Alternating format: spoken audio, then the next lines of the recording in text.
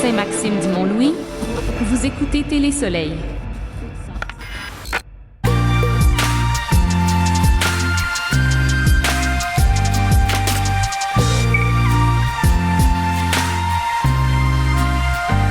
Donc, sur ce, je cède la parole à Catherine Beaulieu. Merci à toutes et à tous d'être là.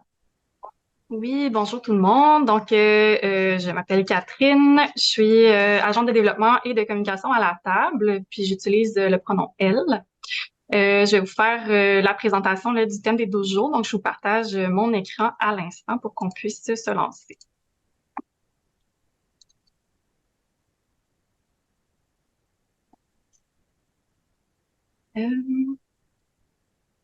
Oups, excusez-moi.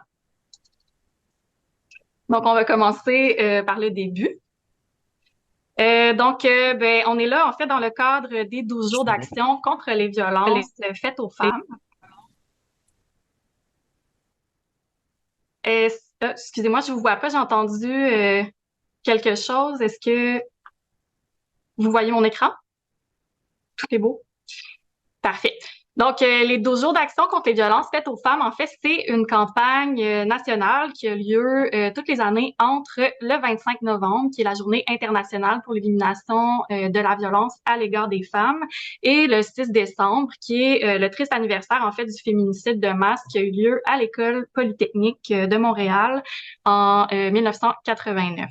Donc, toutes les années, en fait, là, le mouvement féministe s'active autour de la question de la violence faite aux femmes durant cette période-là. Cette année, en fait, le thème, c'est précarité genrée, violence ignorée.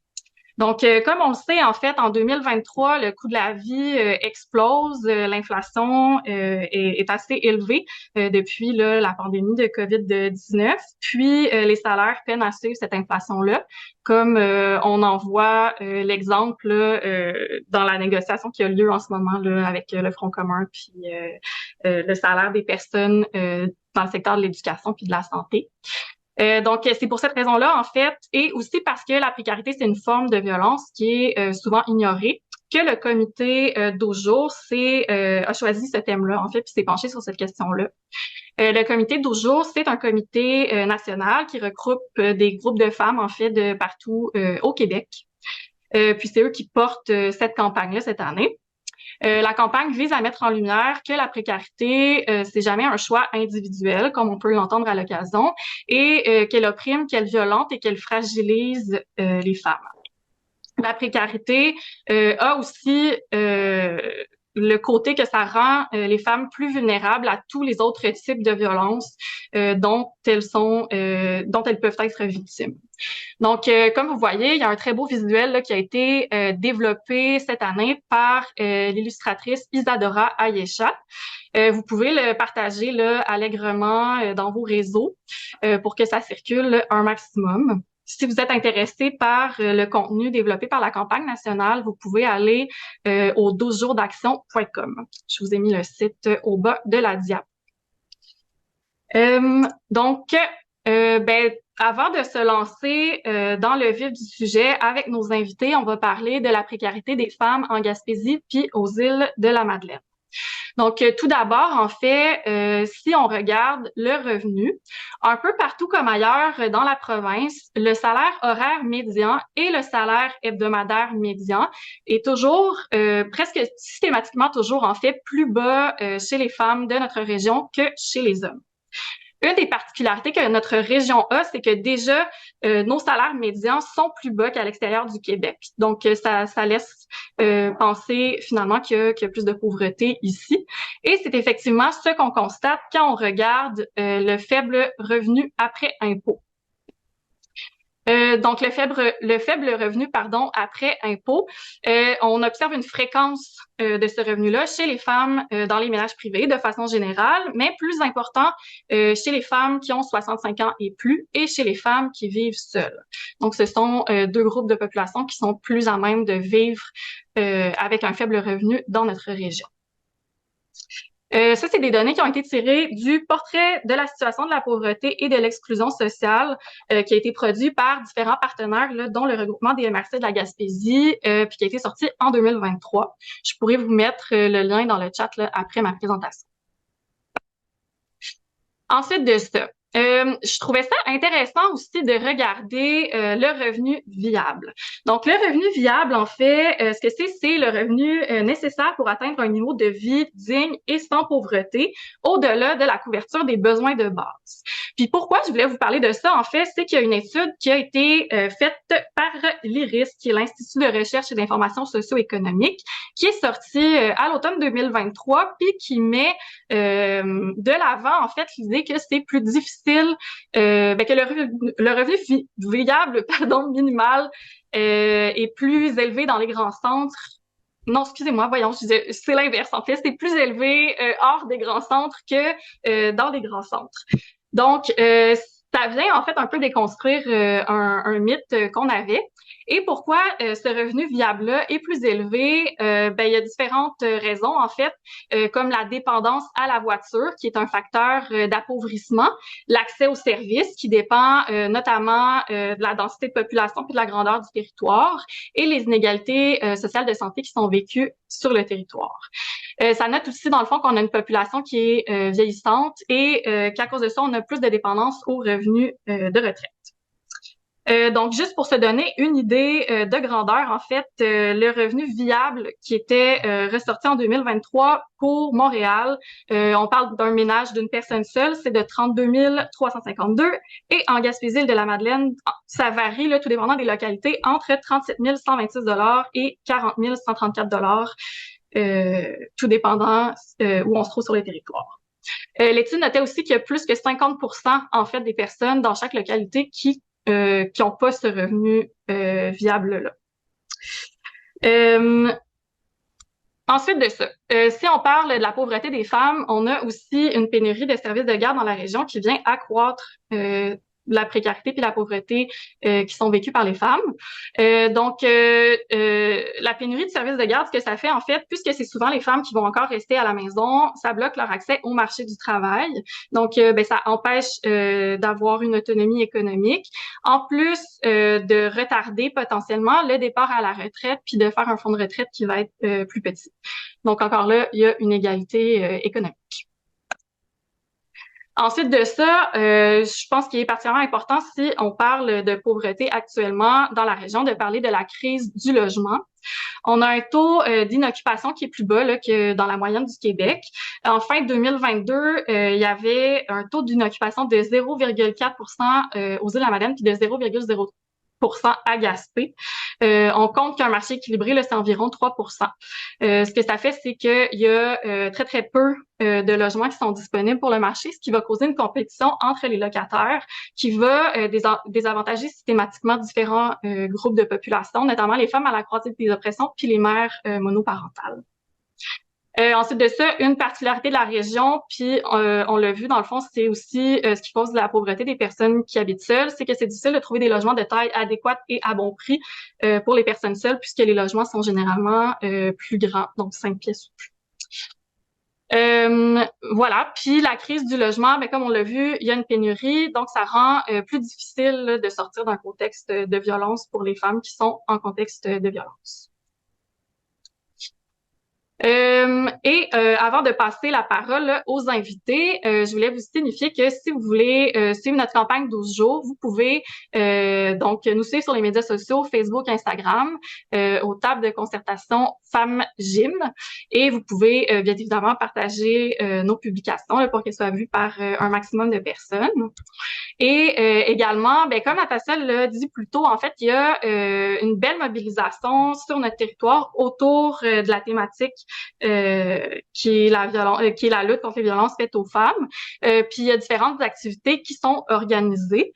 Donc il y aura notamment beaucoup d'activités qui vont être organisées le 6 décembre dans Bonaventure, aux îles, puis dans le coin de la côte de Gaspé. En fait, il va y avoir des soirées commémoratives qui vont être organisées par notamment le Centre Femmes en mouvement à Bonaventure, l'Accalmie, le Calax des îles et la Sentinelle aux îles de la Madeleine et le regroupement des femmes à Côte-de-Gaspé.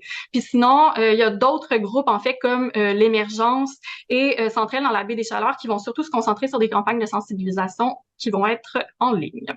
Donc voilà, je repasse la parole à Natacha. Donc, pour le déroulement, en fait, on va commencer par une période de présentation de Isabelle et de Monique sur leur réalité respective. Puis après ça, on va avoir des questions qui vont s'adresser à elles avant d'ouvrir les micros dans toutes les personnes participantes. Donc, qui entre Monique et Isabelle souhaite commencer? Briser la glace? Ça me dérange pas. Ça faut le faire. Anyway, on est là. Ça. Vas-y. Oh oui.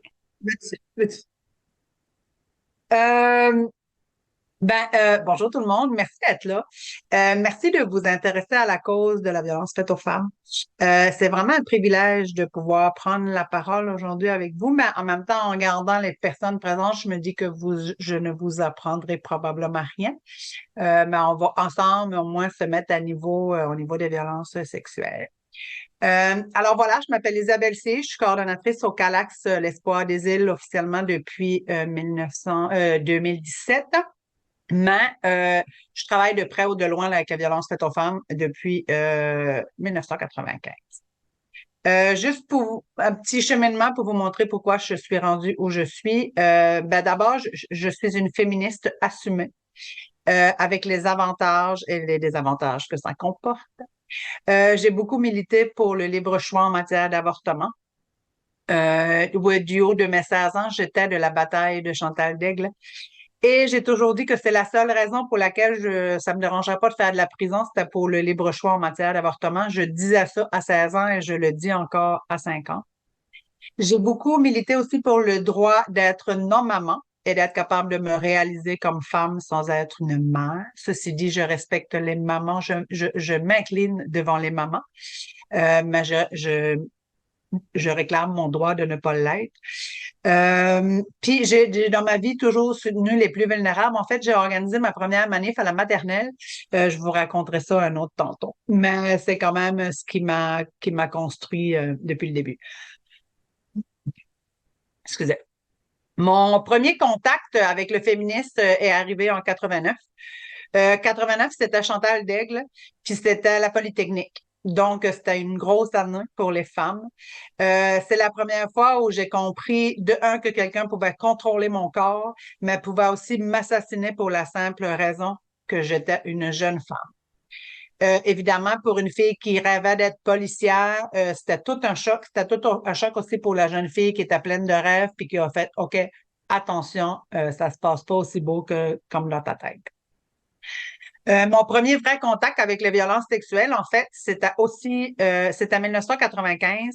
1995, parce que c'était la marche du pain et des roses, parce que ma maman était organisatrice aux îles de cet événement-là, mais surtout parce que c'était mon stage de fin d'études que j'ai fait en toxico à la Maison des Jeunes.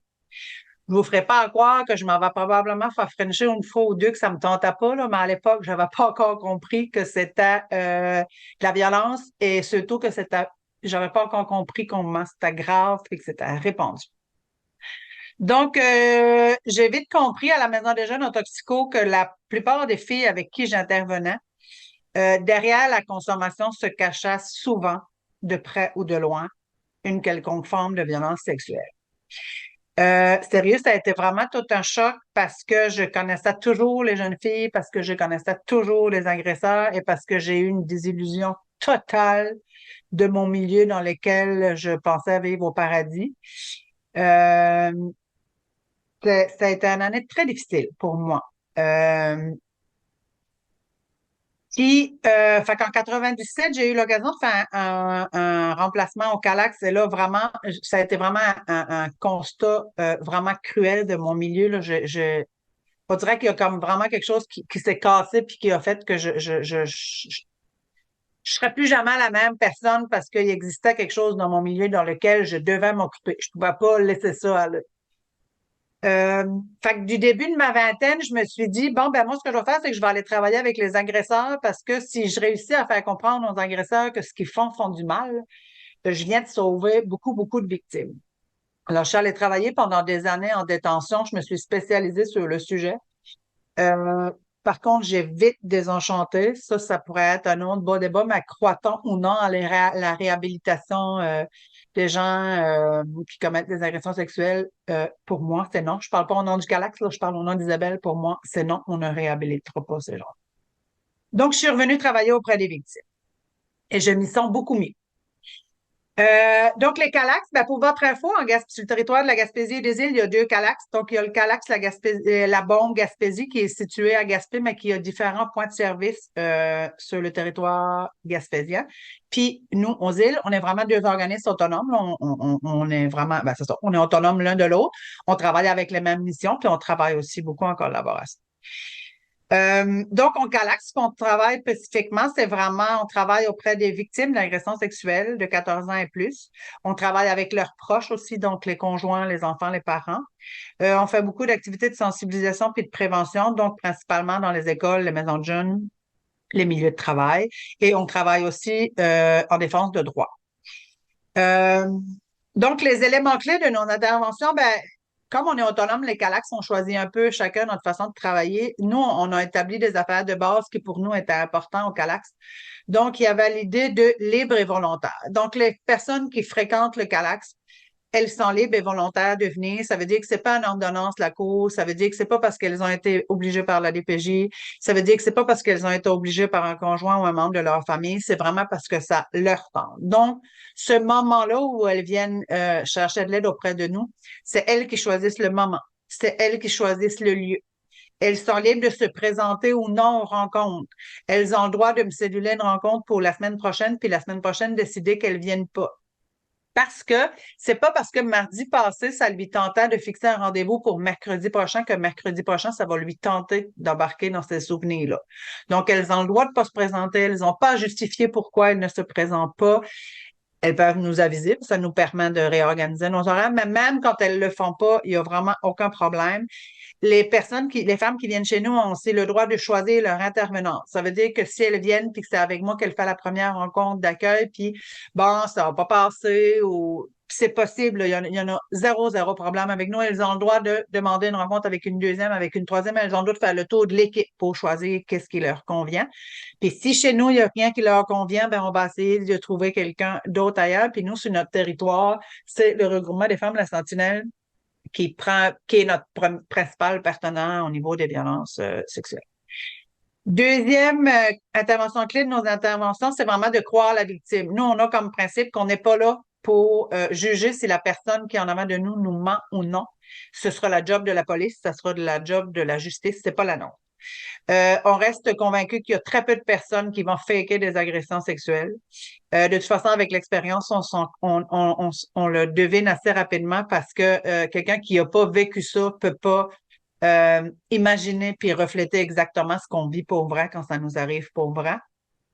Puis, juste pour votre information, là, en fait, il n'y a pas plus de fausses agressions en agression sexuelle qu'il y en a en introduction par infraction. Fait que, gars, même si on se fait avoir une fois dans notre vie, c'est pas la fin du monde pour le nombre au prorata des gens qu'on aura aidés. Puis on pense aussi que la conséquence de ne pas être cru, c'est souvent plus dommageable que les agressions comme telles. En fait, le silence, c'est lourd. Puis quand les gens réussissent à trouver, mettez-y le mot que vous voulez, là, il y en a qui mettent courage, il y en a qui mettent désespoir, mettez chacun ce que ça vous tente, mais quand les gens auront réussi à briser le silence, pour une fois, puis qu'elles ne sont pas crues ou entendues, elles vont souvent se refermer pour très, très longtemps, puis c'est souvent une deuxième blessure qui vient s'ajouter à leur vécu. Donc, écoutez, nous, on n'a pas à gérer si la personne nous ment ou pas, à vivre avec ses menteries à elle. Fait qu'on croit toujours la personne qui est devant nous. Troisième façon d'intervenir aussi, on répond aux besoins des femmes. Donc, chez nous, il y a pas de suivi type, il n'y a pas de plan type, il n'y a pas de marche à suivre. Vraiment, les femmes qui viennent chez nous, la première question, c'est qu'est-ce qu'elles s'attendent de nous, de quoi elles ont besoin, puis on part de ça pour faire l'intervention avec les femmes. Donc, il y en a pour qui c'est une fois par semaine, 6 mois, puis il y en a par qui ça va être une fois par année, 10 ans, puis tout ça est vraiment parfait aussi. Et spécificité des violences sexuelles sur notre territoire. Natasia, toi, tu checkais le temps parce que j'ai vraiment oublié ça, là. Il me reste-tu du temps?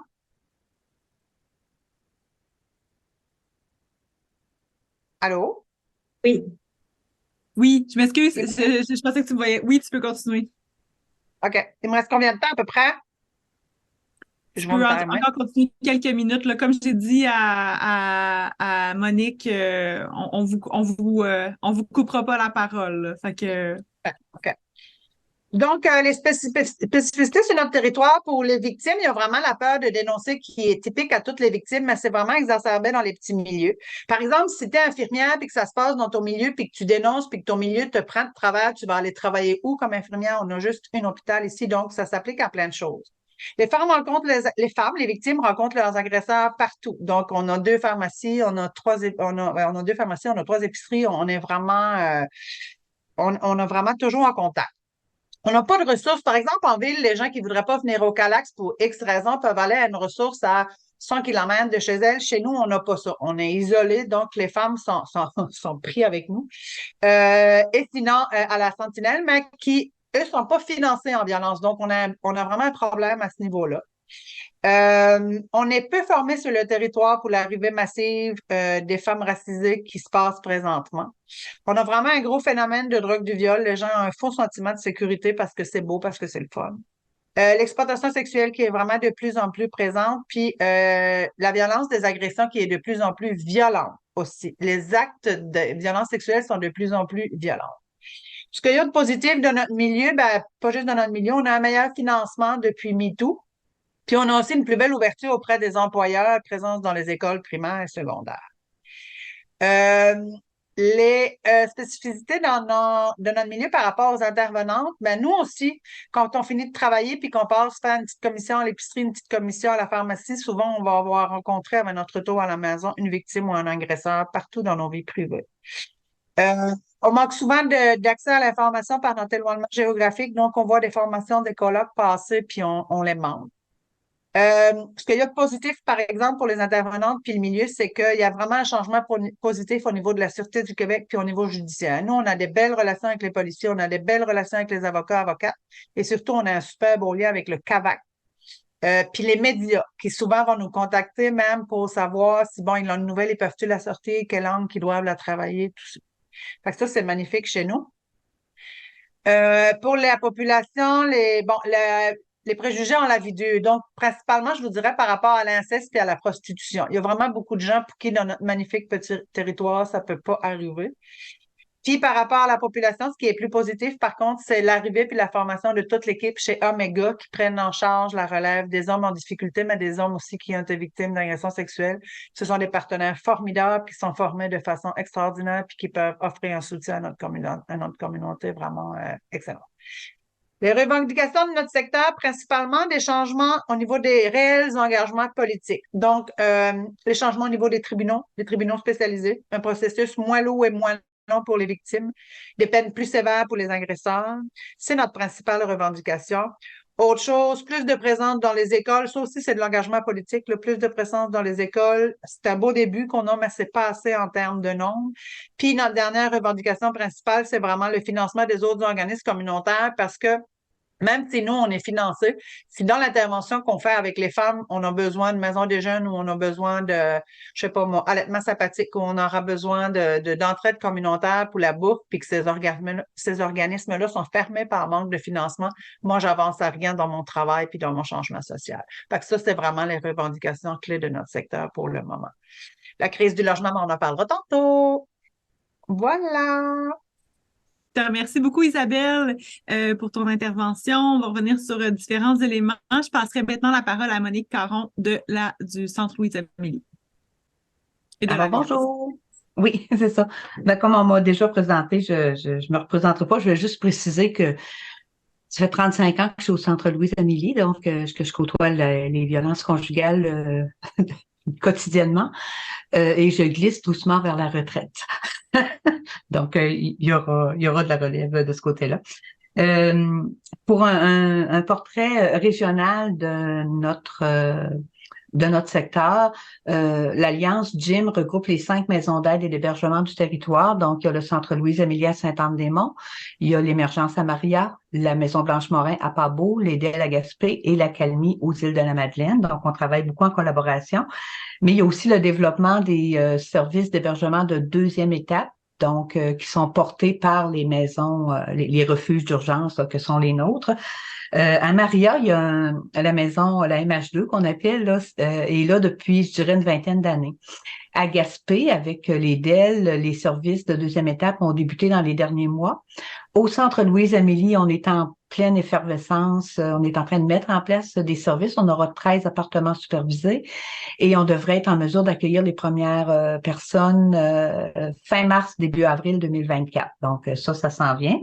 À Pas-Beau, il y a un projet sur la table de travail et aux îles de la Madeleine, ça commence à mijoter dans la tête là, des gens de l'Accalmie. Donc, on devrait voir là, des services de deuxième étape un peu partout sur le territoire au cours des prochaines années. Pour vous donner une idée, puis les maisons de deuxième étape, on parle de violence post-séparation. On sait que les violences conjugales ne s'arrêtent pas avec la rupture, là, malheureusement. Donc, c'est toute l'importance aussi de mettre les femmes en sécurité. Puis on parlera du logement un petit peu plus tard, mais on comprend que dans le contexte actuel, d'accéder à un logement sécuritaire, abordable et avec des services, ben pour ces femmes-là, là, c'est vraiment extraordinaire. Pour donner une idée du volume des personnes qu'on accueille en Gaspésie et aux îles, au cours du dernier exercice, c'est 394 personnes qui ont été accueillies en hébergement, 260 femmes, 134 enfants, pour un taux d'occupation moyen pour les 5 refuges, là, si on fait une moyenne de 93%, ce qui est un taux qui est très élevé pour quand on parle des régions dites éloignées, tout dépendant d'où on part. Les maisons d'hébergement ont reçu aussi dans leurs services externes et postes d'hébergement 669 personnes différentes, c'est 614 femmes et 55 enfants. Annuellement, bien, on dispense des dizaines de milliers de services en intervention individuelle, intervention de groupe, accompagnement, dépannage et tout ça. On sert des dizaines de milliers de repas. On fait aussi beaucoup d'activités d'intervention éducative dans la communauté et on sauve des vies. Donc, je pense que ça fait un petit peu le tour. Pour les spécificités de notre territoire, c'est sûr que les femmes qu'on accueille sont de tous âges, de toutes conditions, de toute origine, dont les femmes immigrantes dont parlait Isabelle un petit peu plus tôt. Majoritairement, c'est les femmes qui viennent en hébergement ont peu de ressources financières, un réseau social qui est très faible. On comprend que c'est aussi des conséquences des violences, ça, ces deux facteurs-là. C'est souvent des femmes qui sont peu scolarisées aussi. Et elles vivent toutes les formes de violence, là. Nous, on accueille, elle n'est pas obligée de vivre la violence physique, ça peut être la violence verbale, la violence psychologique, violence sociale, violence sexuelle et tout ça. Elle peut avoir accès aux services. Plusieurs des femmes ont des problèmes concomitants, que ce soit de santé mentale, de toxicomanie, de dossiers judiciaires. Certaines ont glissé ou glissent vers l'itinérance cachée. Donc, oui, on héberge en violence conjugale, mais on travaille sur un large éventail là, de problématiques là, qui entourent ce phénomène-là. Je parlerai du logement plus tard. Comme l'a dit Isabelle, c'est sûr qu'on est dans des petits milieux. Donc, en milieu rural, c'est sûr que la confidentialité de l'adresse, qui est très importante pour les maisons d'aide et d'hébergement, c'est difficile à conserver, la confidentialité de l'adresse. Donc, on multiplie, les femmes sont quand même en sécurité dans nos maisons, je vous rassure, mais c'est parce qu'on multiplie les mesures de sécurité, justement. Par exemple, je vous les nommerai pas toutes parce que plus elles sont connues, moins elles sont efficaces, là, mais il y en a qu'on peut nommer. Caméra de surveillance, intercom à la porte. Quand on accueille une femme, on prend la description du conjoint, la description de sa voiture. Parce que s'ils se promènent beaucoup dans la rue, on va aviser nos amis de la Sûreté du Québec qui vont venir jaser avec lui. On a aussi un registre qu'on appelle le registre en cas de disparition, c'est-à-dire que la femme est sortie pour un rendez-vous, elle tarde à revenir, on tente de l'appeler, elle ne répond pas sur son cellulaire, tout ça. Donc, il y a un mécanisme qui est mis en place à ce moment-là là, pour la retracer, pour s'assurer qu'elle est en sécurité puis que le conjoint l'a pas agrippée quelque part, parce que comme le disait Isabelle tantôt, on les croise dans les commerces, sur la rue et partout. Donc, quand elle sort, elle n'est pas nécessairement en sécurité. La grandeur du territoire, c'est aussi un enjeu parce que il faut que les femmes aient accès aux services et puis il n'y a pas des maisons d'aide et d'hébergement dans tous les villages. Donc, la plupart des maisons disposent d'un véhicule automobile quand c'est pas deux. On est deux maisons qui ont deux véhicules en raison des services d'hébergement et des services externes aussi, puis de l'ensemble des déplacements qui sont requis là, pour toutes sortes de services. Je mentionne que la gratuité des services est essentielle parce que je le disais tantôt, la plupart des femmes ont peu de ressources financières et puis le contrôle financier, ça fait partie des formes de violence.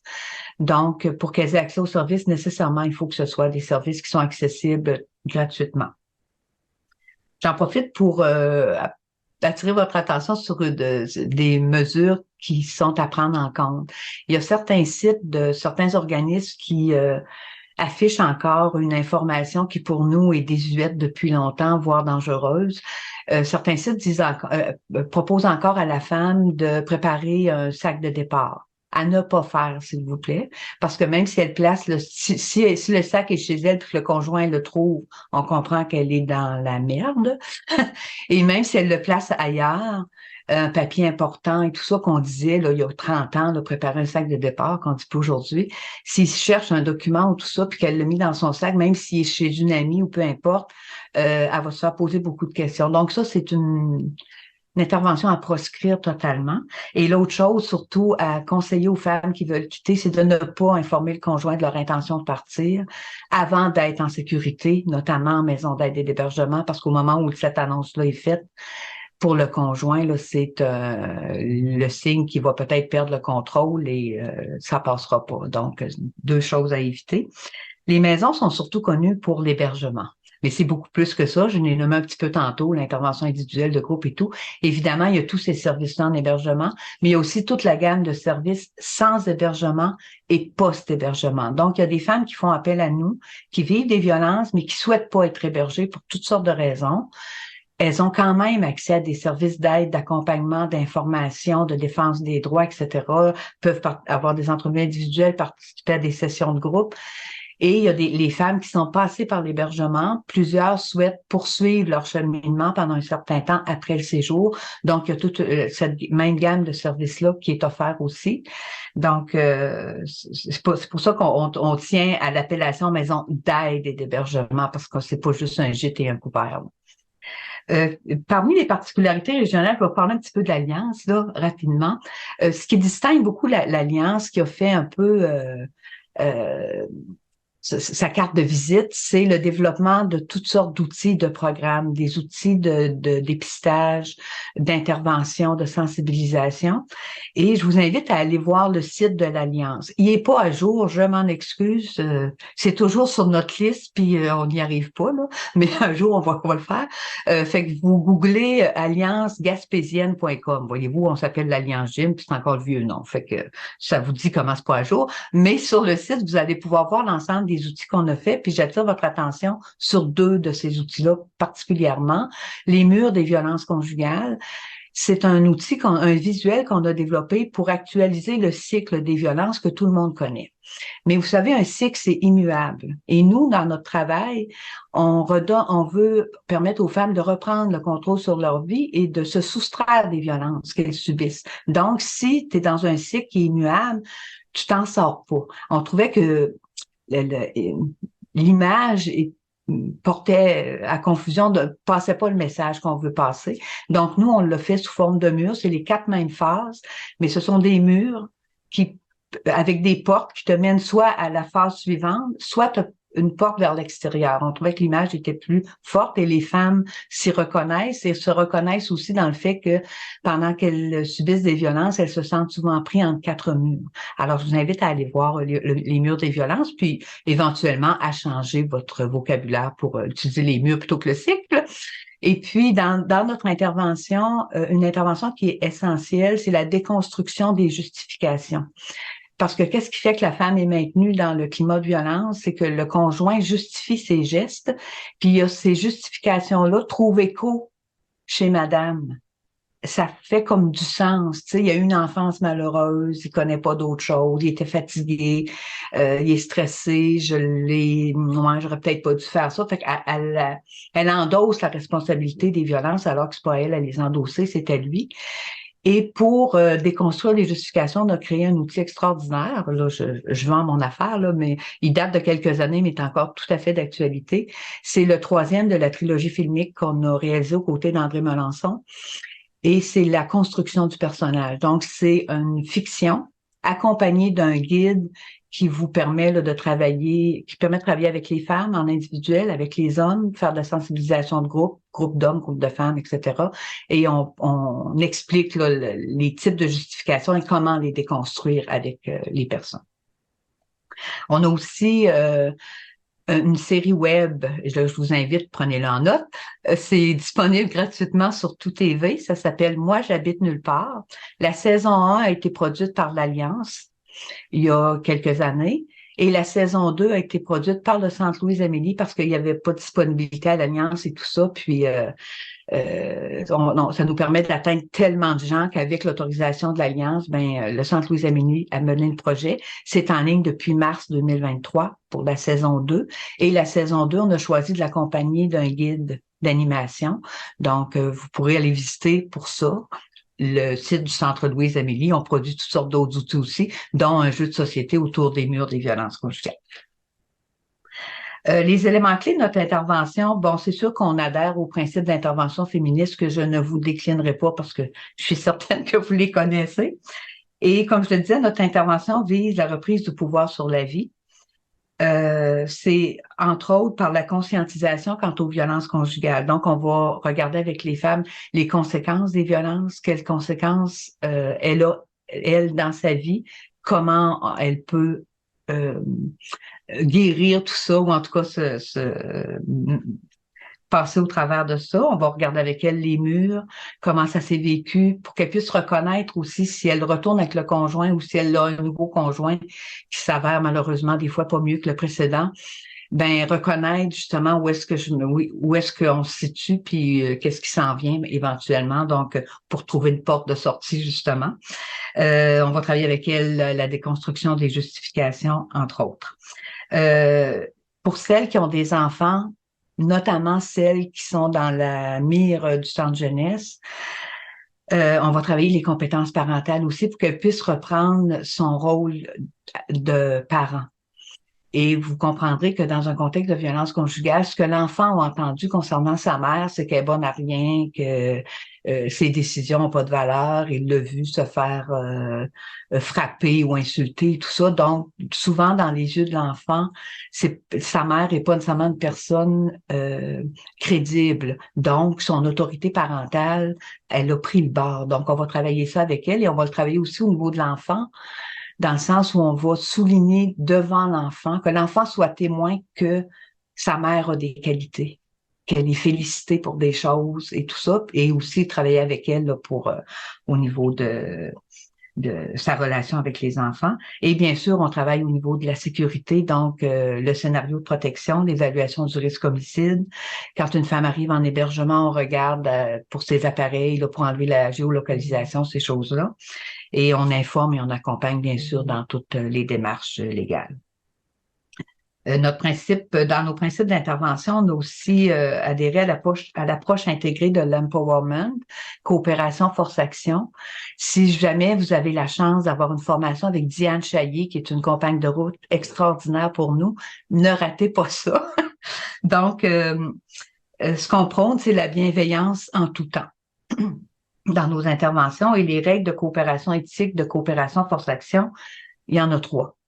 La première, c'est pas de secret, pas de mensonge, c'est-à-dire qu'on va donner l'heure juste à la dame dans des feedbacks, que ce soit des choses le fun à entendre ou moins le fun, mais on te cachera pas des choses. On travaille ensemble, on te donne l'heure juste.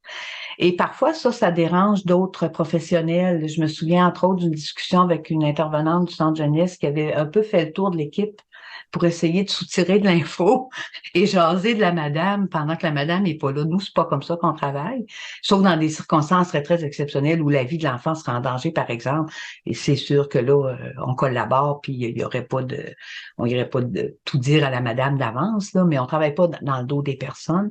Et en bout de course, ben, c'était adressé à moi, pensant que passant par moi, elle aurait peut-être plus d'infos. La dame était dans la maison.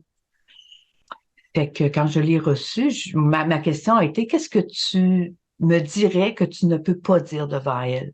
Parce que moi, tout ce que je pourrais te dire d'elle, je suis très à l'aise de le dire devant elle, et puis je peux pas le faire sans son autorisation. Et ça désarçonne un peu certains secteurs d'intervention, disons. Le deuxième, c'est pas de jeu de pouvoir. Pas de jeu de pouvoir entre nous comme équipe, pas de jeu de pouvoir entre les femmes hébergées, puis pas de jeu de pouvoir entre nous et les femmes hébergées. Comment ça s'articule? Ben, c'est qu'il n'y a pas de privilège. La façon de faire est là pour toutes. C'est dans la plus grande équité possible. Donc, il n'y a pas de privilège parce que tu t'impliques plus ou parce que tu essaies de avoir des demandes particulières. C'est pas comme ça. Et on doit être solidaire et congruente avec la mission de la maison d'aide et d'hébergement. Donc, ça, c'est notre chapeau.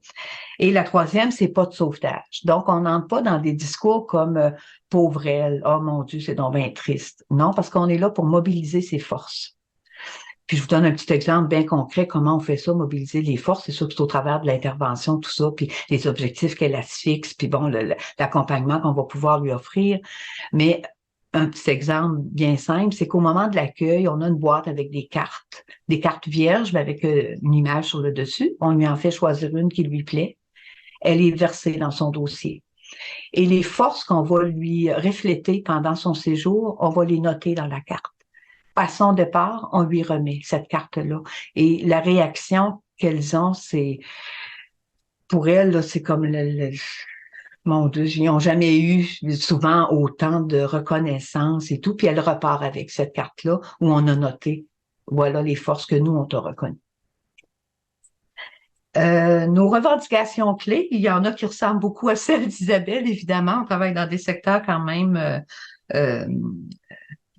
qui sont assez apparentés, on va dire. On souhaite une meilleure reconnaissance de ce qui se fait en maison d'aide et d'hébergement, au plan de tout ce qui est offert, mais au plan de l'expertise aussi. Et puis, étonnamment, c'est encore une lutte qu'on doit mener, des actions qu'on doit faire. Je vous donne un petit exemple. Il y avait un colloque la semaine dernière de l'AQPV, l'Association québécoise pour les foyers victimes, auquel j'ai participé. Puis il y a une panéliste qui, je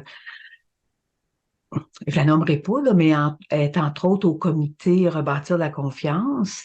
Elle est avocate de formation et puis dans son allocution, elle mentionne à un moment donné que quand il y a une femme violentée, maintenant, elle dit aux policiers qu'ils sont pas tenus de la référer vers une maison d'hébergement. Elle dit pas d'aide, d'hébergement. Moi, j'ai tilté, là, que c'est ça. Oui, on héberge sur une base volontaire. La dame n'est pas obligée de venir en hébergement. Le policier ou la policière n'est pas obligé de l'amener en hébergement. Mais il me semble qu'il y a un devoir éthique de l'informer des services qui existent, de un. De deux, si madame ne sort pas de chez elle, nous, on s'est demandé, ben, où est monsieur?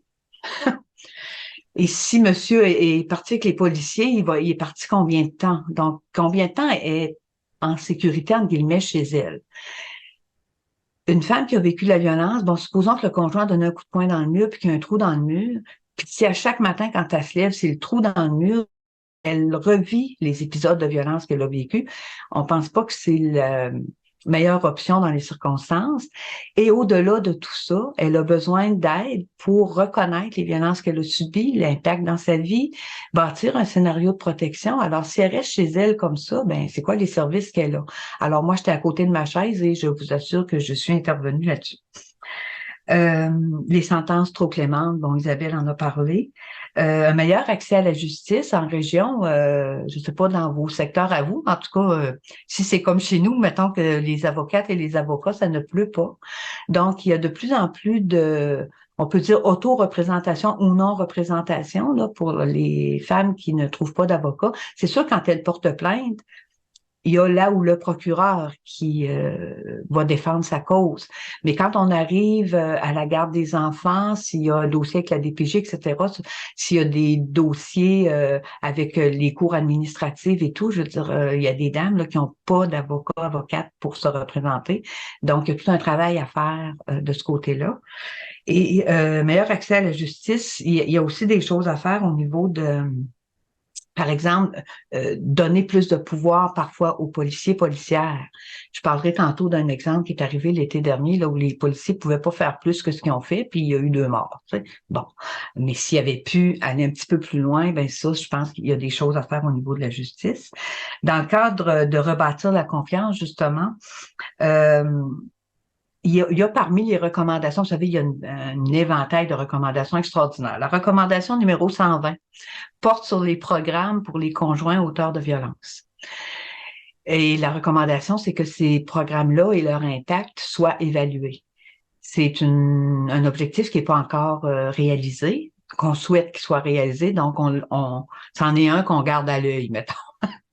Puis on sait que malheureusement, il y a parfois des interventions tout à fait inappropriées qui sont faites, là, comme de demander à madame de mettre de l'eau dans son vin ou tenir des rencontres de couple en contexte de violence conjugale. Alors, il reste du chemin à faire.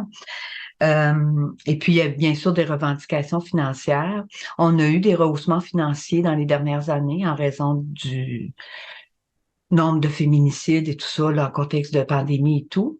Mais il demeure que le financement des maisons est insuffisant. Moi, me citer un exemple, moi, cette année, mon budget, il est pas équilibré, puis il est dans le rouge, tu sais, ce qui reste des choses à faire.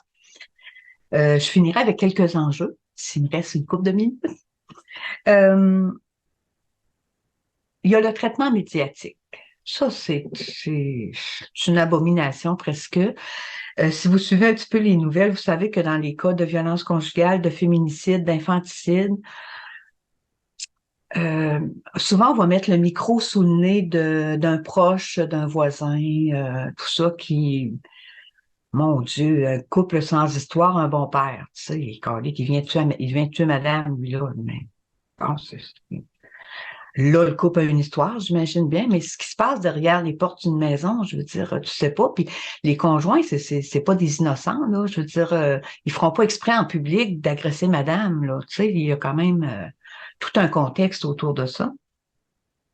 Et je parlais tantôt que les policiers n'avaient pas pu aller plus loin dans leur intervention. Il y a eu un double infanticide au mois d'août dernier. Et comme d'habitude, le micro a été mis sous le nez de quelqu'un. C'était un ami de monsieur qui avait commis les meurtres. Et lui, cet ami-là, a qualifié la relation de couple de relation toxique moyenne. Bon. Je ne sais pas c'était quoi son expertise pour qualifier ça comme ça. En tout cas, je l'ai pas su non plus. Et il disait que ça n'était pas un geste qui avait été planifié.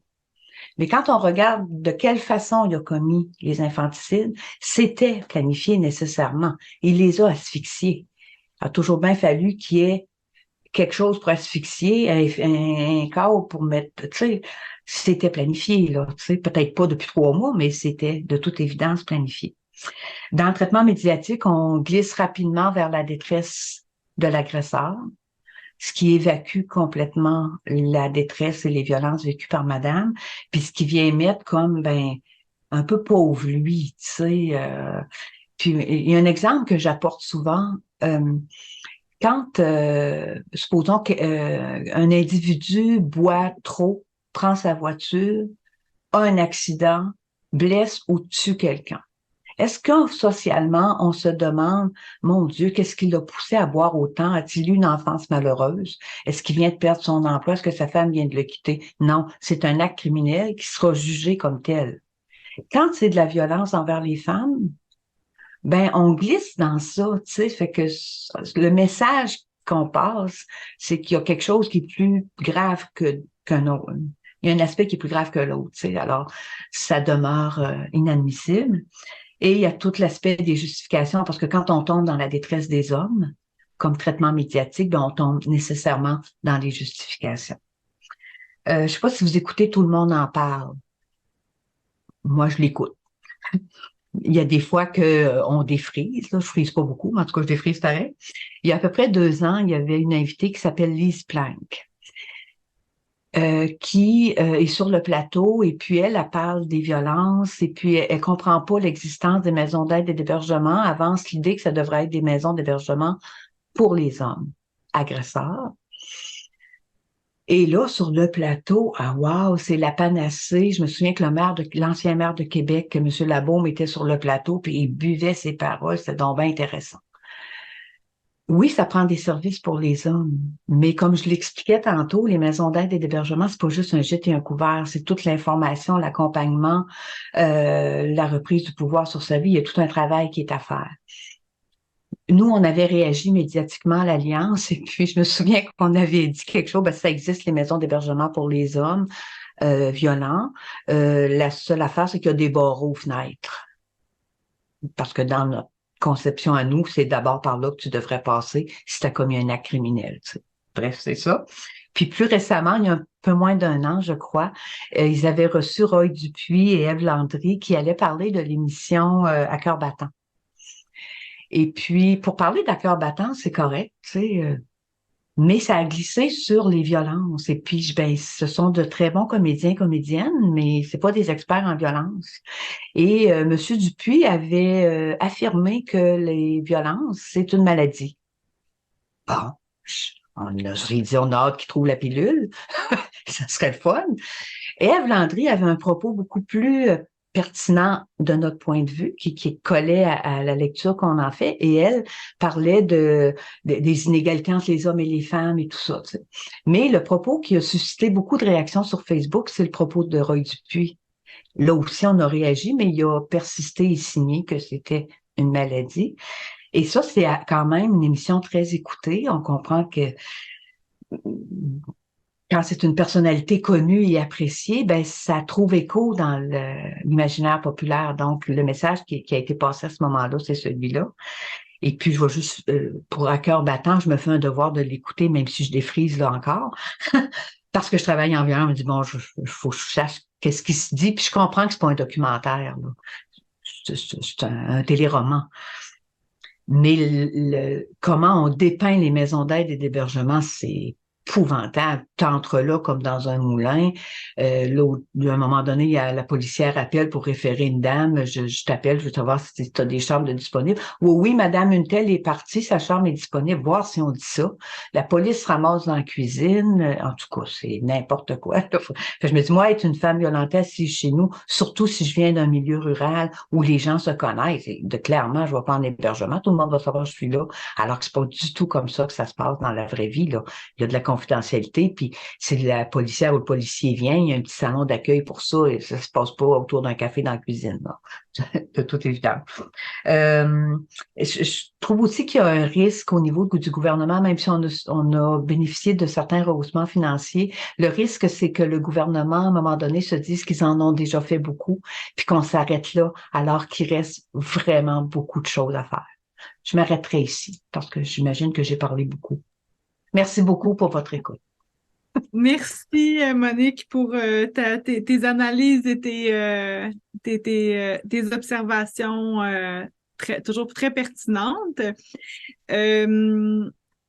Tantôt, en fait, Catherine a fait la présentation du thème précarité ignorée, précarité genrée, violence ignorée. Voyons, je vais l'avoir.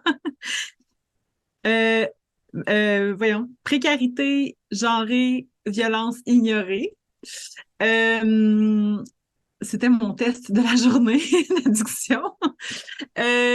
Puis on a parlé spécifiquement aussi de la question de l'habitation. Tu sais, on sait que c'est des gros enjeux sur notre territoire. On aurait aimé voir avec vous, comment est-ce que dans vos réalités d'organisation, c'est pas plutôt que tantôt dans une entrevue, on me demandait, est-ce que les violences, c'est comme une question de classe? Est-ce que ça arrive juste aux personnes en situation de pauvreté? Comment est-ce que ce thème-là, puis la question de l'habitation, ça se vit concrètement dans vos organisations?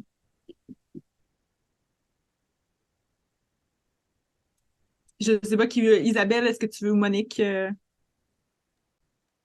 Monique, veux-tu y aller? Oui, Vas-y. c'est bon. À ta première question, bien évidemment, les violences, c'est pas propre à une classe sociale, là. Il n'y a pas une femme à l'abri de ça, en fait.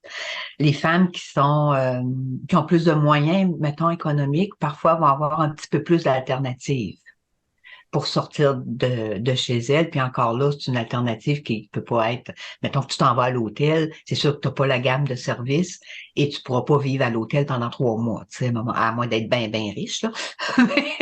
Ce qui est pas le cas. Donc, non, c'est vraiment toutes les classes sociales. Puis, le problème du logement, en fait, euh,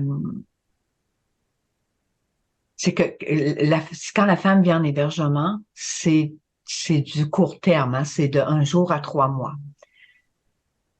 Pour se trouver un logement, on comprend que c'est pas facile. Un logement qui répond à ses besoins, si elle n'a pas de voiture, qui est située à proximité des services, à proximité de l'école pour les enfants, etc., qui soit salubre, qui soit sécuritaire, c'est toute une paire de manches là, de faire ça. Ce qui fait que depuis peut-être 1 an ou 2, il y a des séjours qu'on prolonge un peu parce que madame a fait, malgré toutes les démarches qu'elle fait, elle n'a pas trouvé. C'est sûr qu'on peut pas la garder 6 mois, 1 an, là, mais des fois, on va étirer à 4 mois, tout ça, puis on a des listes de logements, puis on les tient à jour et tout. Puis il faut dire aussi que quand elle était avec son conjoint précédent, puis qu'il y a des violences, puis que les voisins se plaignent qu'il y a du bruit, qu'il y a des cris, que ça tape dans les murs et tout, des fois, elle, même si c'est pas elle qui est responsable de ça, des fois, elle se retrouve sur la blacklist des propriétaires. Donc, c'est encore plus difficile de se trouver un logement. Il y a le contrôle financier dont je parlais plus tôt. Ben, si, par exemple, elle avait pas la possibilité de participer à la gestion du budget familial, puis qu'il y a des retards dans le loyer, puis que monsieur consomme, puis tu sais, on voit des dames là qui, monsieur envoie se prostituer pour payer sa consommation à lui, là, tu sais, ça existe, ça. Ben, s'il y avait des retards dans le loyer, là aussi, elle n'a pas un bon nom pour se louer un nouveau logement. Pour ce qui est des HLM, ben il y a des listes d'attente. Et puis ça a été dit en introduction, mais pour les femmes seules, c'est encore plus difficile parce que les HLM, ils datent pour la plupart quand même d'une couple de décennies où les familles étaient un petit peu plus nombreuses.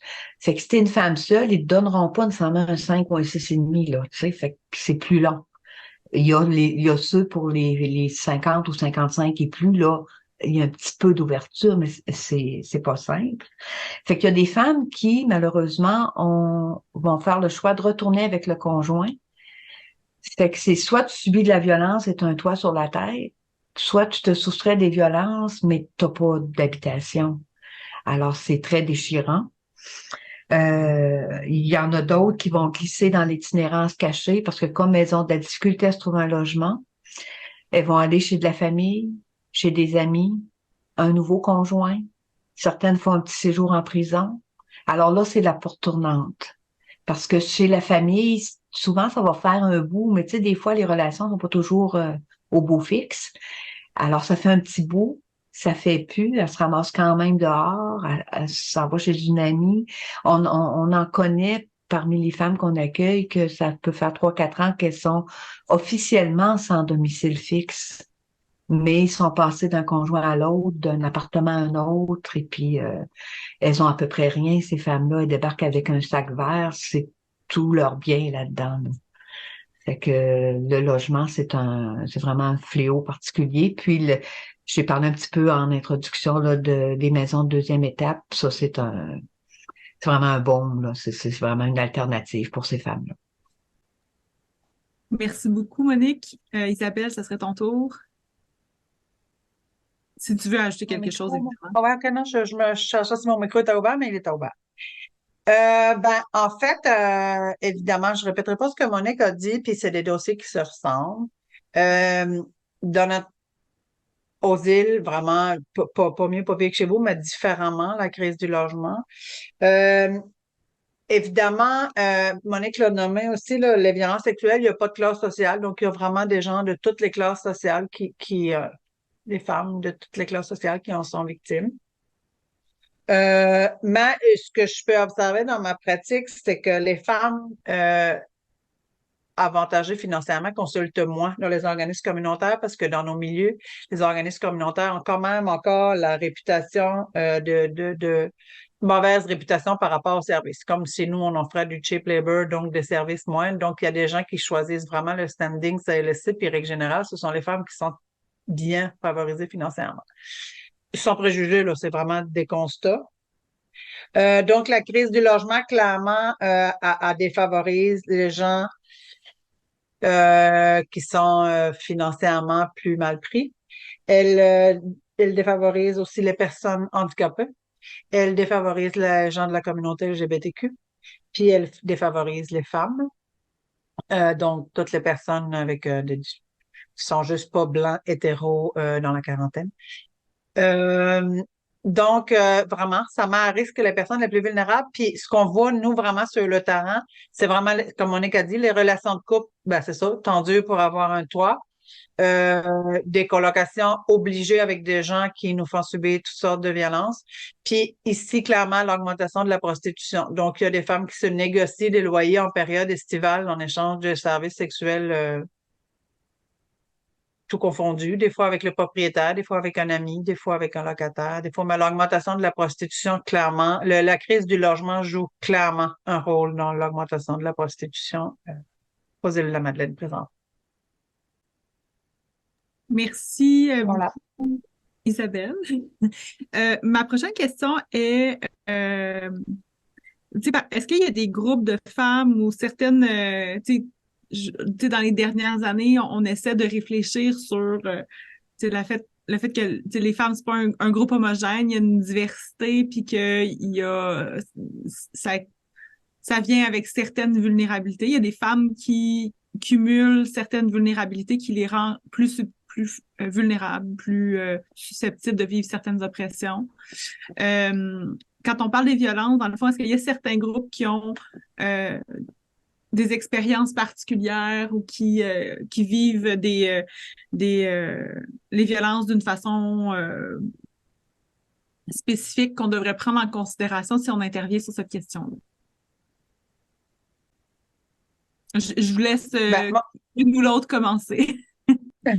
Moi, clairement, je pense qu'on s'occupe, puis on inclut pas nous, là. Socialement, on s'occupe très peu des violences qui se passent dans la communauté LGBTQ. Ça m'inquiète. La violence faite aux femmes dans un milieu hétéro, ça va. On a eu des cas de violence conjugale dans des couples de lesbiennes qui se sont fait demander aussi carrément que donc tu joues la femme et c'est lui qui joue l'homme. Je veux dire, on est encore là-dedans en 2003. Donc, il y a vraiment c'est vraiment des gens qui reçoivent pas les services puis qui reçoivent pas l'aide dont ils ont besoin. Les femmes immigrantes, sérieux, je veux dire, on les voit débarquer dans nos régions, là, puis quand je dis débarquer, c'est pas péjoratif, là. On a mis plein de mesures en place. On a été les chercher, finalement, pour venir combler notre manque de main-d'œuvre, mais on ne les offre pas les services puis le soutien auquel ils ont droit. Ils se font garrocher dans nos milieux, mal logés, mal desservis par le système de santé, mal desservis par les organismes communautaires. On ne se compte pas de mentir. Moi, je suis pas outillée à l'heure qu'il est pour intervenir, mettons, avec une femme musulmane victime de violence conjugale. Je considère aux victimes de sexuelles, je considère qu'il y a des choses dans sa culture que je ne connais pas. Donc, on ne les offre pas ça. Puis, c'est peut-être pas ta question, mais s'il y avait des luttes à mener pour moi présentement au niveau de la violence, il y a tout ce qu'on a nommé depuis le début, mais il y a le financement de certains groupes. Présentement, les centres de femmes au Québec ne sont pas financés en violence, alors que dans certaines régions, elles sont les seules. Il y a des places où il n'y a pas de calax, là, ça se ramasse là. Fait que moi, je pense qu'il y a quelque chose à faire là. Il y a des groupes qui ne sont pas financés alors qu'ils font énormément de travail. Puis pour moi, il y a ça, les centres de femmes et les groupes LGBTQ qui pour moi, pourraient offrir un service à leur communauté. Pas qu'on veut les mettre dans un coin puis dire organisez-vous entre vous, mais je pense qu'il y a des connaissances qu'on n'a pas. Faudra que les groupes soient plus formés pour ces communautés-là, mais il faudra aussi les financer pour qu'ils soient capables de s'offrir aussi un service puis le soutien. Moi, je suppose pas, mais je suppose que si j'étais une femme immigrante, j'aimerais peut-être ça, jaser avec une autre femme immigrante. Puis je suppose que si je vivais des violences sexuelles, j'aimerais peut-être ça, jaser avec une autre personne de ma communauté. Mais comme ces groupes-là sont financés, ils peuvent offrir des services. Fait que moi, c'est ça. Pour moi, voilà. C'est ça va le tour. Isabelle, Ça ressemble encore beaucoup à ce on a des affinités. Nous, les maisons d'aide et d'hébergement, on a eu des formations, on réfléchit pour tout ce qui est communauté LGBT. Accueillir une femme lesbienne qui a vécu des violences, il n'y a pas de problème, on a toujours fait ça et tout. Mais puis là, je veux pas je le dis en toute naïveté et toute ouverture, on a des questionnements quand c'est une personne trans, par exemple, puis que elle est en processus puis là, en tout cas, on réfléchit à tout ça, les personnes non binaires et tout, parce qu'il y a des particularités à prendre en compte. Puis on doit prendre en compte le groupe d'hébergés qu'on a, puis des fois ça crée des questionnements, des réactions et tout ça pendant l'hébergement là. Donc on a à travailler là-dessus, on en est consciente, ça fait quelques formations qu'on va chercher et tout là. Fait que ça, il y a un aspect là qui est à travailler, en tout cas pour les maisons d'aide et d'hébergement.